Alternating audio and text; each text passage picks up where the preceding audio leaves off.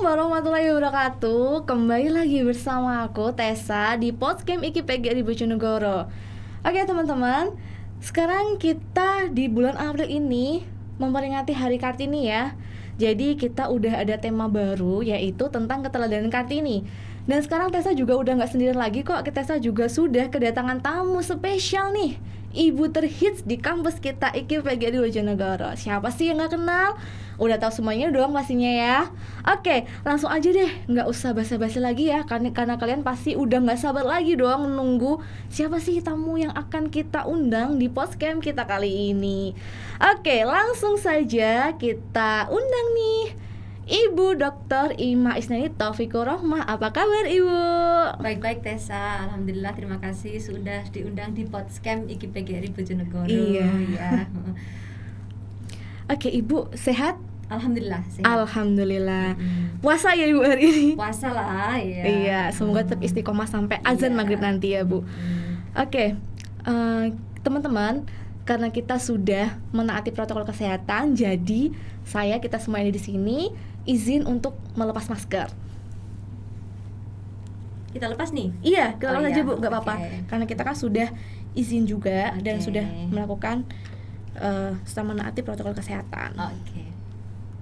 Saya kaget nih Tess sebenarnya. Kenapa, diundang ke sini. Aduh. Ya, saya. Nggak apa-apa Bu, karena kan sebenarnya kita juga sudah ada rencana nih buat ngundang Ibu dan juga udah banyak sekali request dari teman-teman untuk coba deh Tessa ngundang Bu Ima dong, gimana sih, seru nih kayaknya gitu. Jadi oke, langsung aja deh, langsung yaudah kita ngundang Bu Ima aja gitu. Oh gitu. Oke.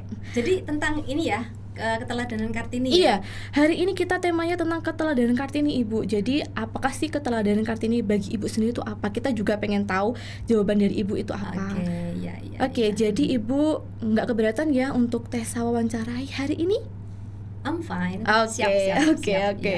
Oke, ini sudah ada pertanyaan nih Bu. Saya sudah menyiapkan beberapa pertanyaan dan tentunya bukan dari saya aja, tapi dari teman-teman nih.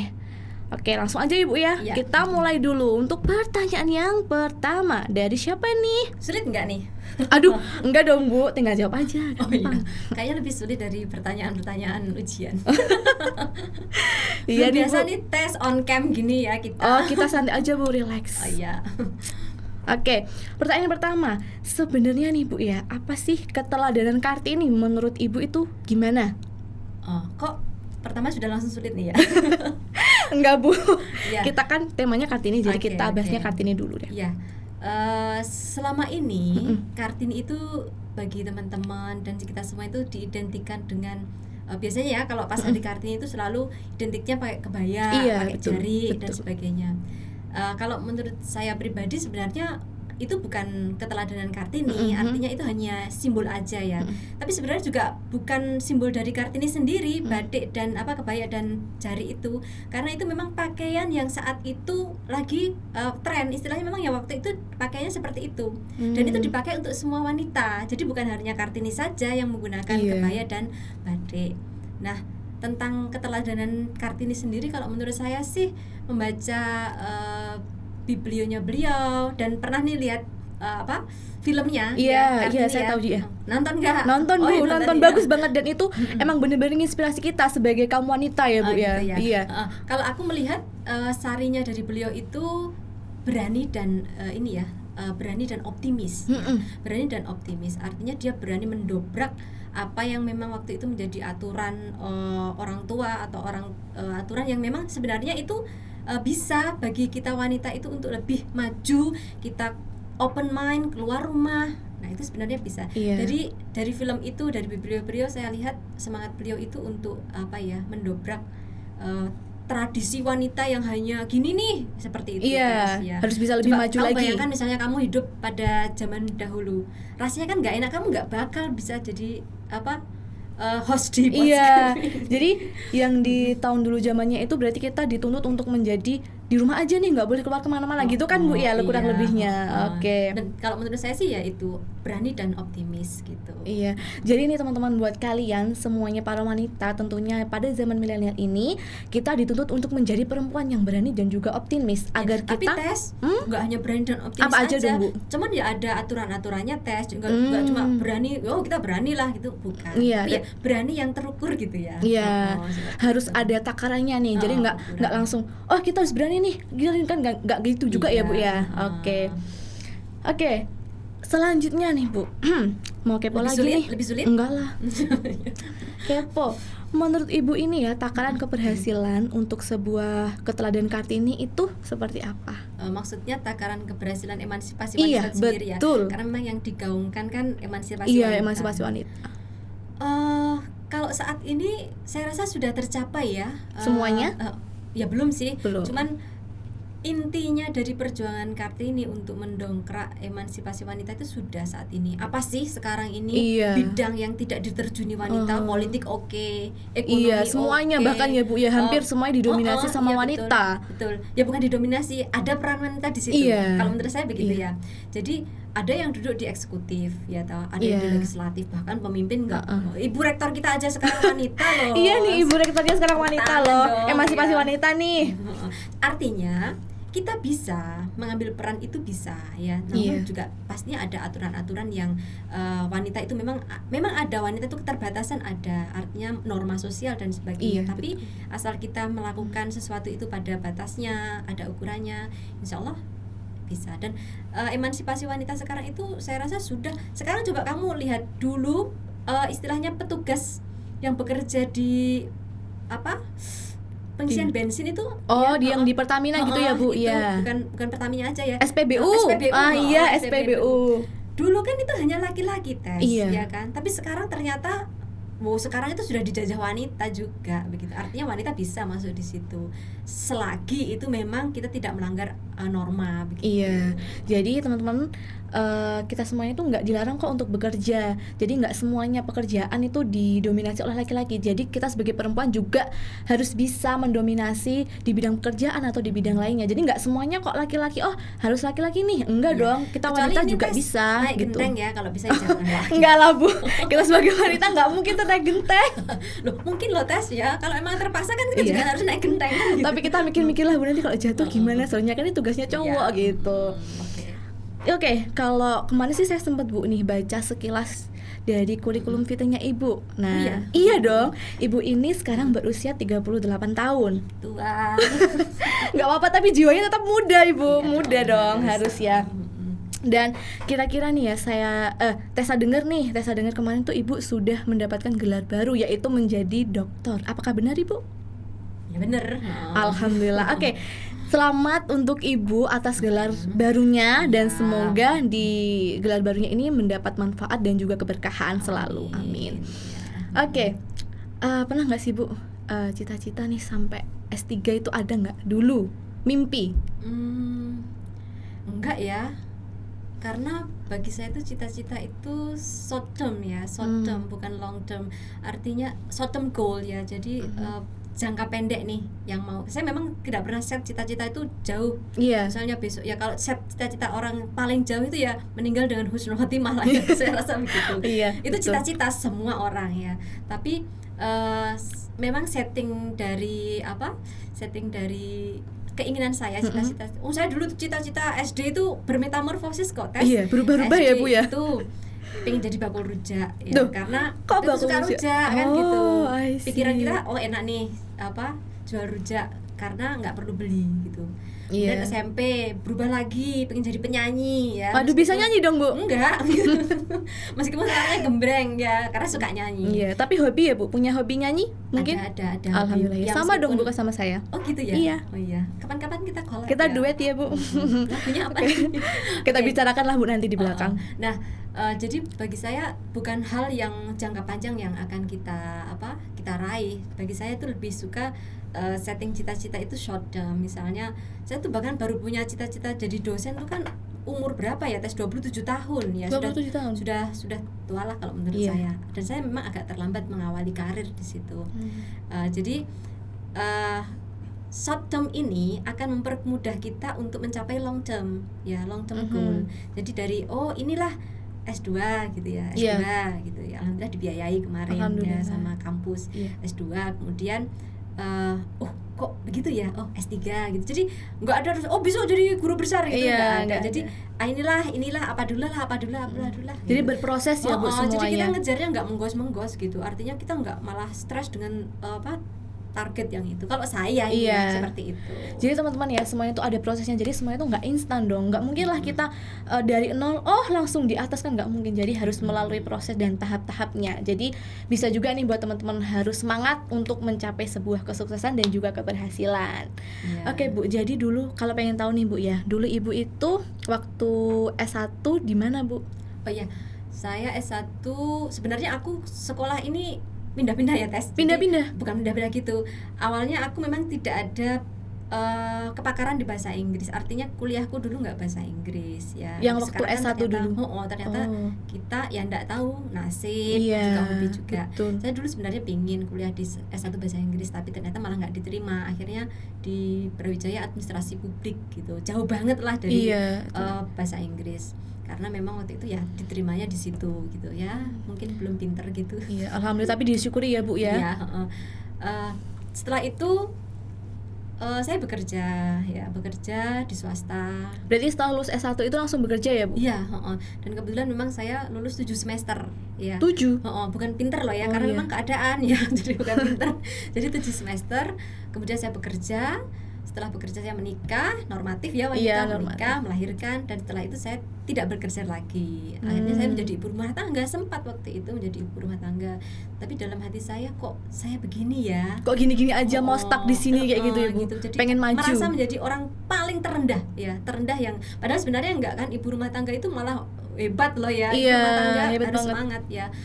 Tapi sebenarnya dalam hati saya ada nih peran yang bisa saya ambil, kira-kira seperti itu. Ada peran yang bisa saya ambil gitu.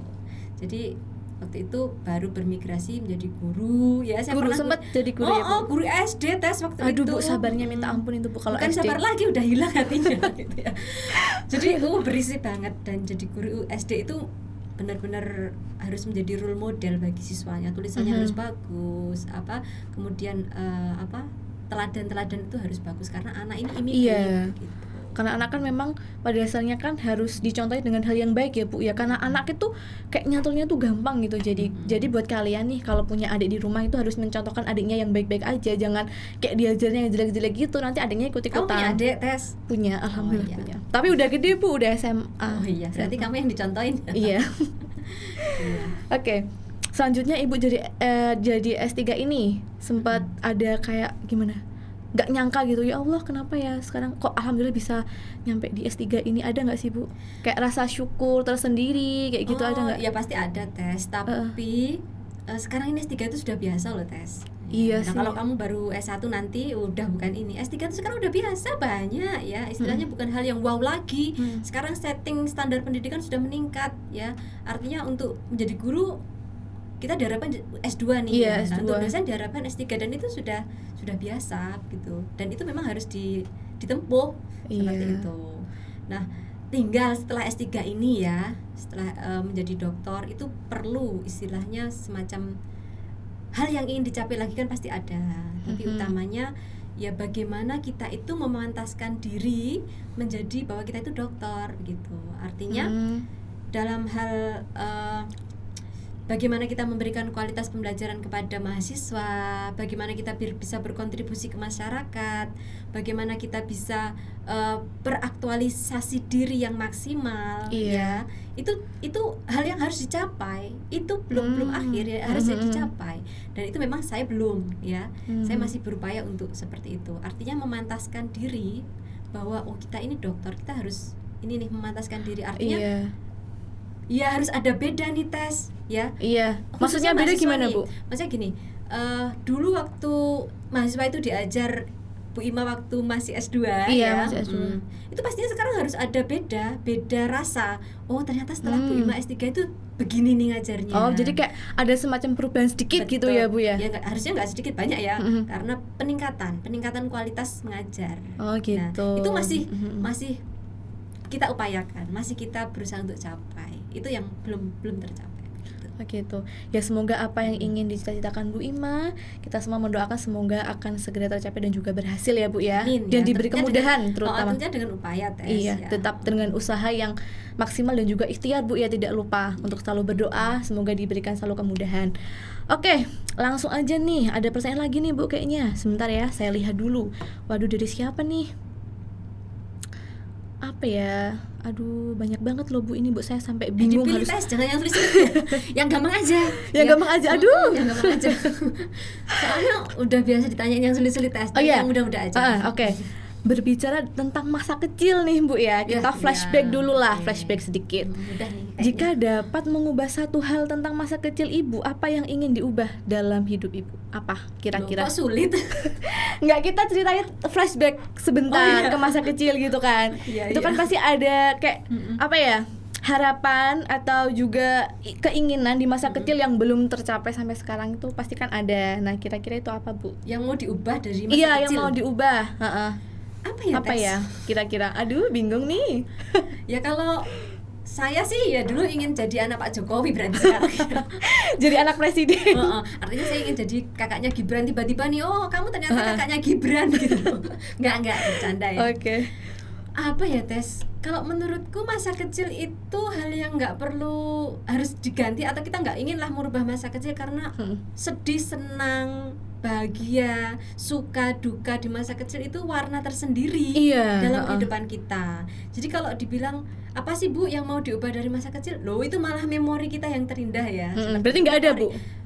Oh nggak ada. Karena saya juga yakin nih Tes ya. Meskipun misalnya saya berasal dari keluarga yang tidak mampu, misalnya seperti itu. Tapi saya yakin, saya dan saudara saya yakin bahwa orang tua saya itu sudah memberikan yang terbaik yang mereka bisa. Dan saya tahu itu, saya menyadari itu meskipun dengan keterbatasan mereka. Jadi indah itu warna hidup kita, dan kita bisa dulu begini nih gitu. Ya berarti Ibu dulu bersyukur banget atas masa kecil Ibu yang meskipun dari keluarga yang ya bisa dibilang pas-pasan gitu, tetap bersyukur ya Bu. Pas lah Tes gitu. Iya. Tetap bersyukur ya Bu. Bersyukur banget itu masa jadi, kecil yang indah. Buat teman-teman nih kalau merasa kok gini sih dari keluarga saya gitu-gitu. Jadi teman-teman harus banyak bersyukur karena masih ada di luar sana yang kurang dari kita ya Bu. Ya. Jadi harus berbanyak bersyukur, apapun kondisinya kita harus tetap bersyukur. Dan itu orang tua tuh pasti akan mengupayakan yang terbaik yang mereka ini. Seperti Kartini ya, sebenarnya orang tua dari Kartini juga ingin anaknya itu ini begini, dapat orang yang begini. Tapi ya itu harapan orang tua pada waktu itu. Kartini itu seperti itu, ingin anaknya menjadi istri yang baik di rumah, taat adat, karena memang ide pada saat itu Tes gitu. Jadi bukan berarti juga orang tua Ibu Kartini pada saat itu istilahnya nggak baik terhadap Kartini. Saya rasa setiap orang tua punya itu pemikiran tersendiri untuk anaknya. Yang terbaik lah Bu ya untuk anaknya. Sama lah, sekarang saya juga ibu nih ya. Mungkin pandangan anak saya, Bunda ini kok begini sih ya. Pasti kan tidak ada sesuai anak dengan dia. Tapi pada dasarnya sebenarnya kita menginginkan yang terbaik. Jadi masa kecil tuh indah loh Tes, kok mau ganti gimana? Enggak, ini kan sedikit itu kepo. Pertanyaan dari siapa itu? Dari Nadila nih Bu. Coba nanti nilainya C itu ya. Aduh Nadila nih, siap-siap ya kamu nanti nilainya C loh. Pertanyaan jangan sulit-sulit, yang mudah aja Tes. Iya bentar, saya buka lagi nih Bu pertanyaannya. Aduh. Atau aku tanya kamu nih. Apa? Aduh tanya nih. Kamu kan cantik nih ya. Enggak, semua wanita juga cantik ya. Gitu ya. Oke. Udah, apa lagi? Apa ya? Jeng. Loh, sebentar. Kok bingung? Ini bacanya ini banyak coba banget. Coba pilih yang bagus, jangan yang ini jangan nih. yang menyulitkan. Udah ada satu nih Bu. Dari Nikmah. Dari Nikmah nih. Oke, dalam 5 tahun terakhir ini saya amati di akun sosial media Ibu sering banget ke luar negeri. Kok bisa sih Bu? Ini gimana ceritanya? Mungkin teman-teman pengen tahu nih. Jalan-jalan di luar negeri sekaligus belajar tuh kayak apa gitu. Kepo itu. Iya, sedikit kepo. Sebenarnya saya juga nggak pernah terpikir akan seperti itu Tessa, tapi itu merupakan ada peluang-peluang yang sekiranya bisa kita capai ya. Kalau kita bisa mengapa kita tidak gitu ya. Kamu semuanya juga begitu ada peluang ya yang ada di depanmu dan kamu bisa mengupayakan, ambil aja. Jadi ceritanya gini Tes. Gini Bu, cerita dulu sebelum kita masuk ke sana nih Bu ya. Teman-teman juga pengen tahu dong caranya gimana sih biar kita tuh bisa pergi ke luar negeri, mungkin beasiswa atau karena student exchange atau karena yang lainnya nanti sekalian. Loh, kamu kan juga kan? Oh iya ini ya. Gak mau Jadi sombong. Tessa itu dulu salah satu nominator ya, tapi akhirnya terpilih setelah melalui beberapa rangkaian tes. Dia itu diberangkatkan kampus IKIP Bojonegoro untuk program apa Tes waktu itu? Student exchange summer camp. Summer camp Iya, ya. Oh, kamu summer camp iya, ya. summer Karena camp. sebelumnya kan ada ini ya. Oh, summer camp juga ya? Iya, summer camp summer sama. camp. Iya. Dia ini berangkat di Thailand. Wah, keren. Karena ya bahasa Inggrisnya bagus. Jadi Alhamdulillah. jangan lupa kuliah di bahasa Inggris ya kalau Iya, ingin kalau dapat pengen kesempatan yang itu. Memang itu syarat memang utama itu Tes ya, karena kita bagaimana kita bisa keluar negeri kalau kita nggak punya literasi. Ya nggak usah cakap-cakap, saya juga nggak cakap-cakap amat bahasa Inggrisnya. Iya, tapi kita sekarang kan berani. ada media yang banyak bagi kita untuk itu. Gimana? Pertanyaannya gimana? Lanjut deh Bu, lanjut. Ceritakan gimana pengalamannya Ibu waktu di gitu. sana. Pasti kan nggak hanya sekedar aduh jalan-jalan nih enak ya di Pana, padahal kan kita di sana kan juga Ya, itu belajar gitu. kayaknya yang di sosial media itu seperti itu Iya, Tes, ya. yang dilihat tuh serunya aja, jalan-jalannya aja. Padahal kita di sana tuh kayak belajar sama orang baru, kepo adaptasi ya. gitu. Tapi bisalah nanti kita share informasi gini Tes. Jadi beberapa ya aku tahun 2000, aku berawal itu tahun 2018 kayaknya waktu itu. 2018 waktu itu perjalanan spiritual sih ke bersama orang tua gitu, nganterin orang tua, perjalanan spiritual ya. Setelah itu ya mungkin doaku dikabulkan di Hajar Aswad, di Hijri Ismail itu. Itu kalau bisa jangan berhenti nih ke luar negerinya gitu. Dan alhamdulillah doa itu dikabulkan ya. Di tahun 2018 mendapat tugas dari kampus IKIP Bojonegoro, kan memang kita sedang galakkan kerjasama internasional ya. Jadi untuk mahasiswa kita beri pengalaman di luar negeri macam-macam ya, kan ada beberapa spek program. Seperti yang pertama di 2018 itu aku menemani beberapa mahasiswa ke Thailand, ke Phuket. Phuket itu indah banget Tes. Kamu kemarin kemana yang Thailand? Kemarin itu aku nggak sempat ke Phuket Bu, cuman kemana ya? Itu Thailandnya, Kantaburi, di Kantaburi iya. Uh-uh. Jadi kita jelajah di Kantaburi itu ke katedral, terus ke kayak pantai, tapi pantainya tuh indah banget Bu, sumpah. Gitu. Ya, jadi 2018 kebetulan waktu itu aku nggak ikut kamu ya. Iya, nggak ikut. 2018 dengan beberapa mahasiswa mengantarkan mereka ya, kita sebagai dosen pembimbing untuk mengikuti kegiatan summer camp sama di bidang sosial budaya ya. Kita waktu itu dengan Phuket Rajabat University ya, juga sama kampus-kampus di PGRI se-Jawa Timur waktu itu. Kita salah satu juga yang terlibat di situ. Nah, di situ saya lihat mahasiswa tuh seneng banget gitu ya. Dan saya berupaya untuk ya menjadi seperti mereka ya, karena ternyata tidak hanya mahasiswa saja yang waktu itu istilahnya mendapatkan program itu. Aku pun sebagai dosen pembimbing dilibatkan di situ. Belajar nari ya. Terus kemudian belajar tentang sosial budaya mereka, bahasa mereka, kapung-kap aku juga diajari. Jadi aku jadi satu sama mahasiswa waktu itu. Oh, berarti nggak ada bedanya dosen sama mahasiswa, jadi satu gitu ya Bu jadi ya. Satu. Dan itu merupakan pengalaman akulturasi budaya yang luar biasa menurut aku. Yang pertama itu yang Tes pertama, ya. Terus yang kedua aku berangkat sendiri. Pada saat itu aku, maksudnya programku sendiri, sponsorship gitu. Ya waktu itu kita dapat sponsorship ya, berusaha Tes sponsorship dari lembaga swasta ya, pemerintah negeri tapi di bidang keuangan gitu. Aku dapat sponsorship dari situ untuk mempresentasikan artikelku di ajang first international publication and itu yang diadakan Asian EFL itu ya di Filipina, waktu itu di Filipina. Tapi aku di sana tuh agak nggak kerasan Tes. Kenapa Bu? Beda sama di Thailand ya. Di Filipina itu cenderung makanan halal itu agak susah ya, sulit dan semuanya itu mengandung pork gitu ya. Agak sulit mendapatkan makanan halal. Terus juga tempatnya menurutku kurang asik waktu itu ya, karena aku di Pampanga itu provinsi tersendiri yang berarti kayak daerah terpencil gitu. Bukan daerah terpencil, dia bukan negara inti ibu kota ya, bukan ibu kota.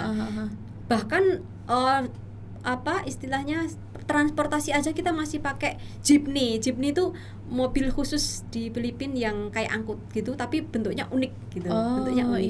Dan masyarakat di sana cenderung bahasanya ya Filipinos ya gitu ya.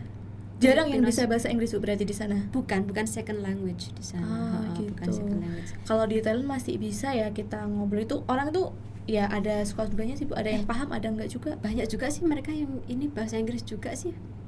Cuman aku nggak tahu ya mereka second language bukan sih bahasa Nah Inggrisnya. itu kita juga nggak tahu ya. Terus yang kemudian yang ketiga tugas kampus lagi ya, tugas kampus di Malaysia ya. Yeah. Waktu itu sebenarnya hanya 2 tapi aku ngikut pengen tahu di sana gitu.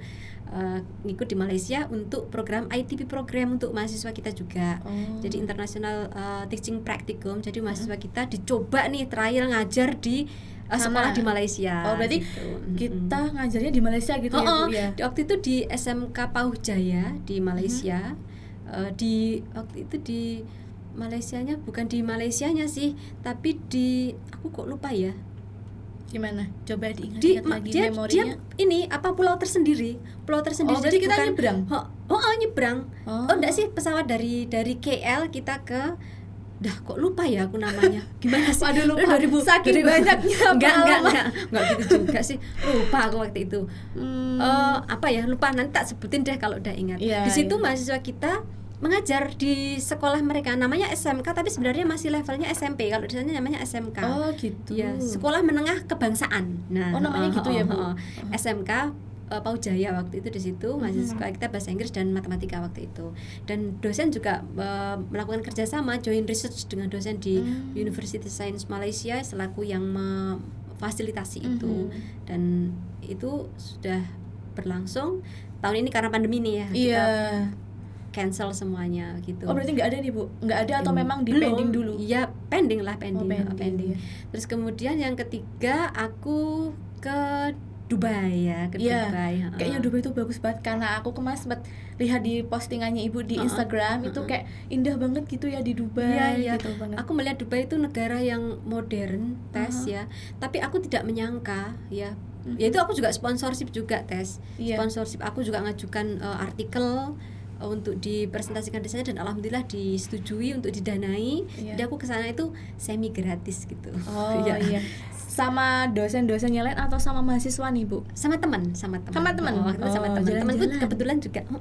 kebetulan juga disetujui. Jadi kami berdua berangkat, berdua dari berdua aja gitu berangkat. Dan di sana aku takut ya awalnya, ini perjalanan terjauh. Oh enggak sih, spiritual ya. Hampir sama lah. Tapi bedanya kan ada travel yang menjaga. Nah, ini kan aku berangkat sendiri nih. Tapi aku waktu itu pede lah. Insya Allah aman gitu ya. Ternyata modal pede nih guys berarti. Tapi ternyata di sana jauh dari ekspektasiku.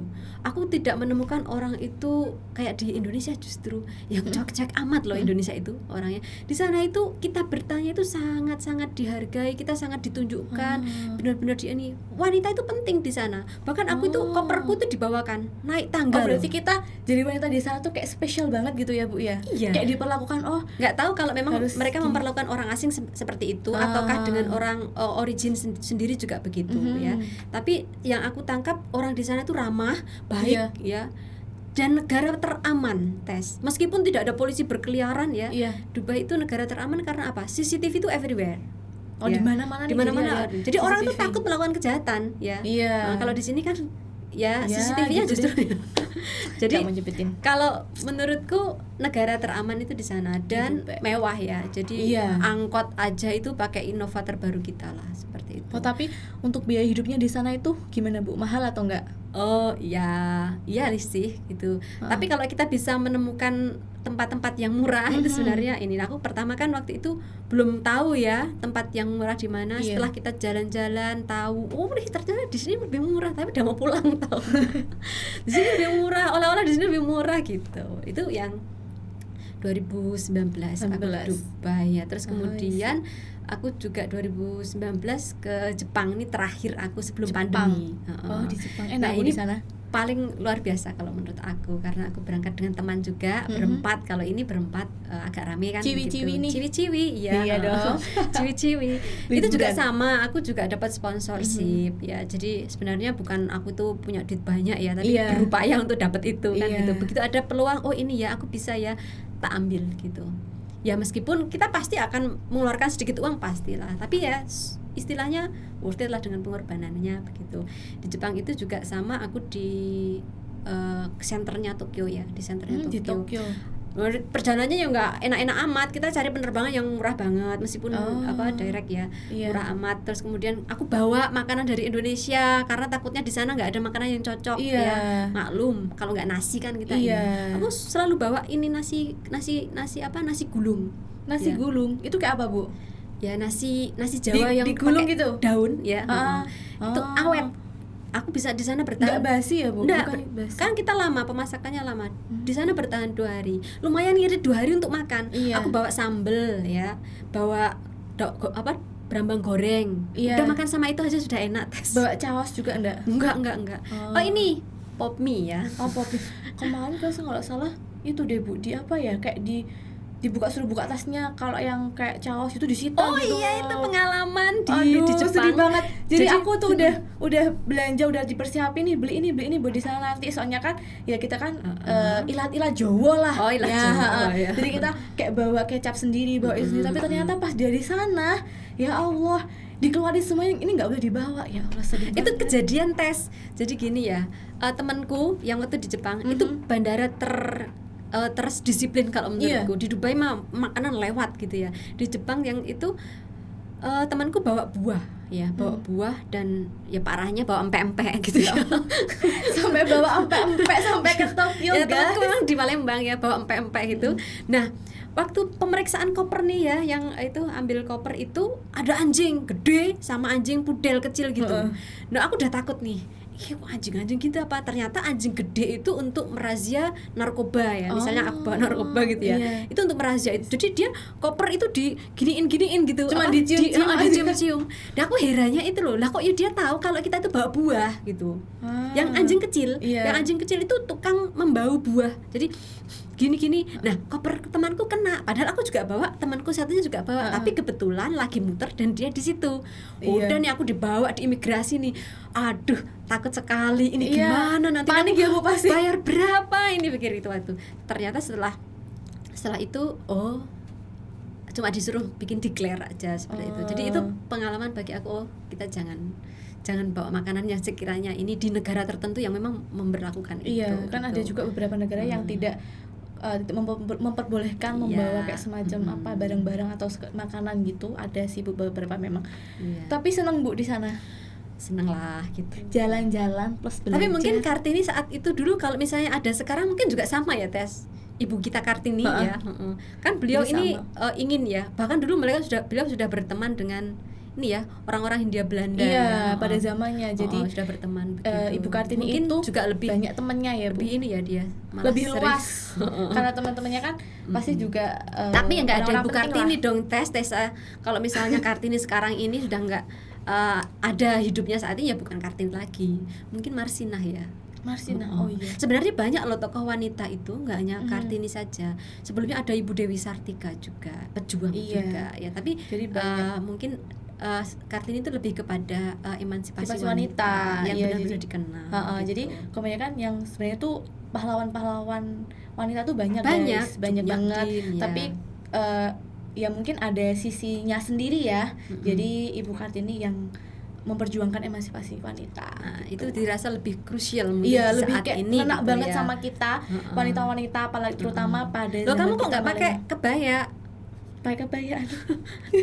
Tapi menurut aku enggak sih. Jadi mengenang Kartini itu bukan kita harus pakai kebaya, kita pakai jarit, enggak. Tapi apa yang menjadi suri teladan beliau, Tes? Iya, jadi Tessa sekarang nggak pakai kebaya karena memang ya temanya kita kan Kartini ya, jadi nggak harus pakai kebaya kan, Bu ya, tetapi kita juga bisa meneladani sikap juga dan suri tauladan dari ibu kita Kartini. Jadi guys, nggak perlu kita pakai kebaya harus berkonde, itu kan kita nggak perlu. Yang penting kita bisa meneladani suri tauladan dari ibu Kartini. Jadi gitu guys. Nggak harus gitu ya, nggak harus pakai kebaya dan berkonde ya. Iya, Bu. Tapi justru apa yang menjadi ini nih, apa, keteladanan beliau utamanya di pemikiran ya, di emansipasi wanita gitu ya, Tes. Iya.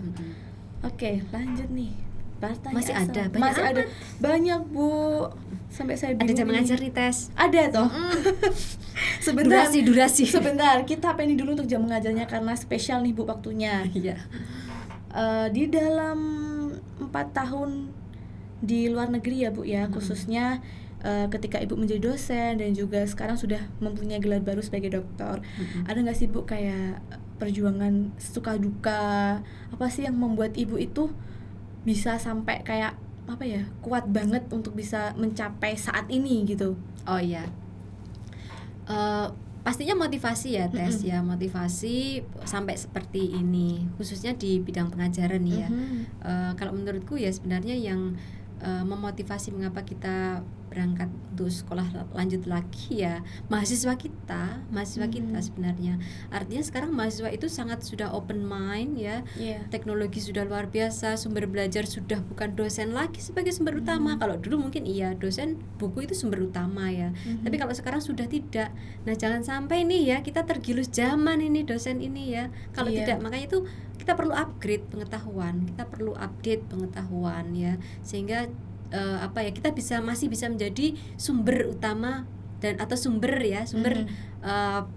pembelajaran bagi mahasiswa gitu. Artinya ya sekarang kalau kita nggak gitu ya dilibas tes sama mahasiswa. Jadi kita ketinggalan zaman gitu. Betul, ya Bu ya. Ya itu motivasi utama sih sebenarnya. Jadi kita harus benar-benar memanfaatkan teknologi yang ada, bukan hanya untuk sekedar WA-an, Instagraman tuh enggak. Jadi kita bisa untuk memaksimalkan di dalam dunia pembelajaran. Kamu sudah belum? Apa seperti itu? Sudah. Oh iya, masa jadi saya itu kayak gimana ya, WA ya sekedarnya WA, Instagram tapi cuman tetap prioritaskan nomor satu itu adalah untuk pembelajaran guys. Jadi kita kan juga sudah dapat nih kuota dari pemerintah kan. Nah itu kan bisa untung banget buat kita. Ya alhamdulillah sih Bu, untuk kuotanya ini enak loh Bu. Enaknya itu bisa kita, dirasakan mahasiswa bukan kita nggak bisa buka Instagram, kita nggak bisa berarti buka TikTok. Benar-benar untuk hal yang utama ya. Benar-benar untuk hal utama kayak kita Zoom meeting, Google Meet ketika untuk pelajaran aja. Jadi untuk kayak sosmed yang untuk TikTok dan lain sebagainya itu kayak nggak bisa gitu lah, di banned gitu.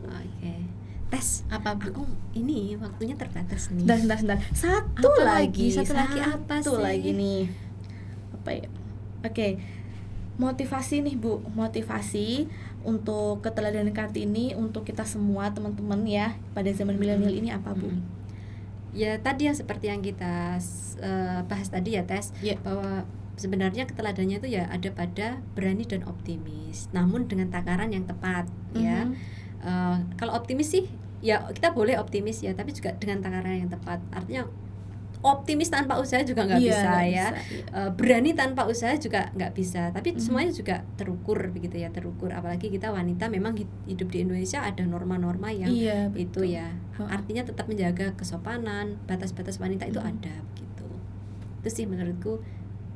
Apalagi ya. Udah deh.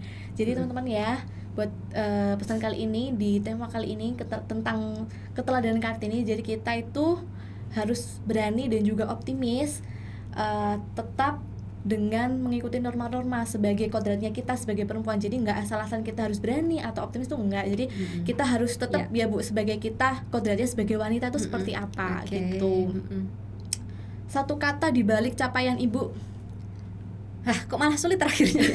Satu kata di balik capaian. Kalau menurut aku sih satu kata di balik capaian, kalau aku tekad. Oke, terima kasih Ibu. Sama-sama. Sudah meluangkan waktunya di sini bersama Tessa.